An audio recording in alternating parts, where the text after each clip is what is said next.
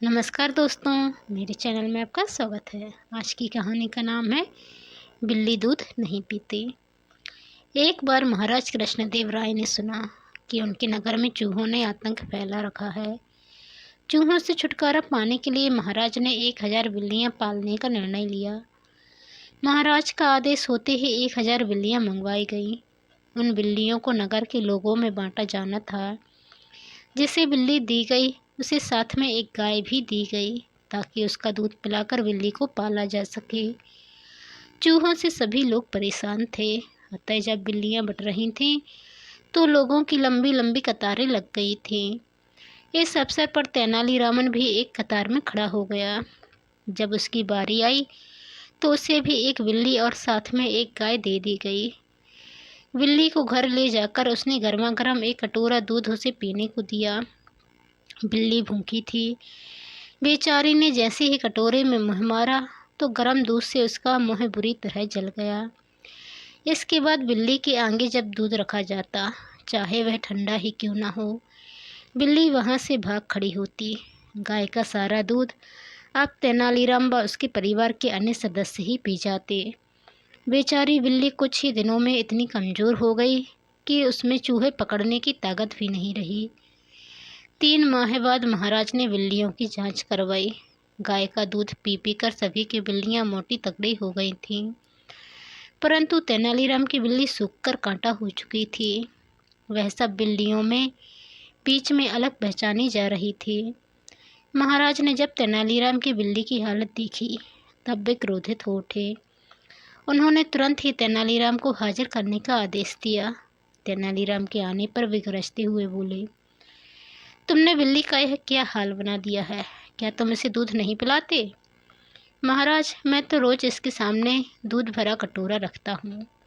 अब यह दूध पीती ही नहीं है, तो इसमें मेरा क्या दोष है? महाराज को यह सुनकर बड़ा आश्चर्य हुआ। वह अविश्वास भरे स्वर में बोले, क्यों झूठ बोल रहे हो? बिल्ली दूध नहीं पीती? मैं तुम्हारी झूठी बातों में आने वाला नहीं। परंतु महाराज, यही सच है, यह बिल्ली दूध नहीं पीती।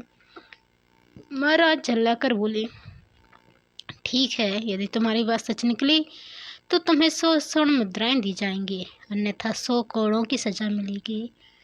मुझे मंजूर है, तेनालीराम शांत भाव से बोला। तुरंत ही महाराज ने एक सेवक से दूध का भरा कटोरा लाने का आदेश दिया। सेवक जल्द ही दूध से भरा कटोरा ले आया। अब महाराज ने तेनालीराम की बिल्ली को हाथों में उठाया और उसका सिर सहलाते हुए दूध के कटोरे के पास छोड़ते हुए कहा, बिल्ली रानी दूध पियो। बिल्ली ने जैसे ही कटोरे में रखा दूध देखा, वह म्याऊं म्याऊं करती हुई वहाँ से भाग निकली। महाराज, अब तो आपको विश्वास हो गया होगा कि मेरे बिल्ली दूध नहीं पीते। लाइए, अब मुझे 100 स्वर्ण मुद्राएं दीजिए, तेनालीराम ने कहा। वह तो ठीक है, लेकिन मैं एक बार उस बिल्ली को ध्यान से देखना चाहता हूँ। यह कहकर महाराज ने एक कोने में छिप गई बिल्ली को पकड़कर लाने का आदेश दिया।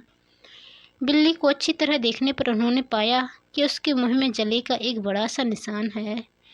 वे उसी क्षण समझ गए कि बिल्ली मुंह जल जाने के डर से दूध पीने से कतराती है। वे तेनालीराम की तरफ देखते हुए बोले, अरे निर्दयी, तुमने इस बिल्ली को जानबूझकर गर्म दूध पिलाया ताकि यह दूध न पी सके।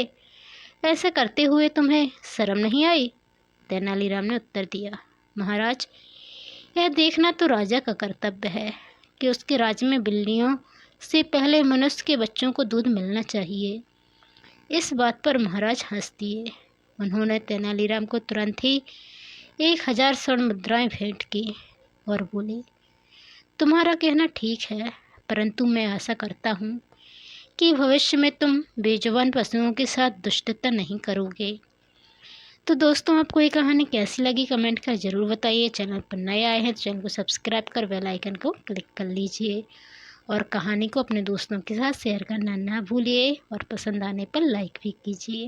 धन्यवाद। जय हिंद।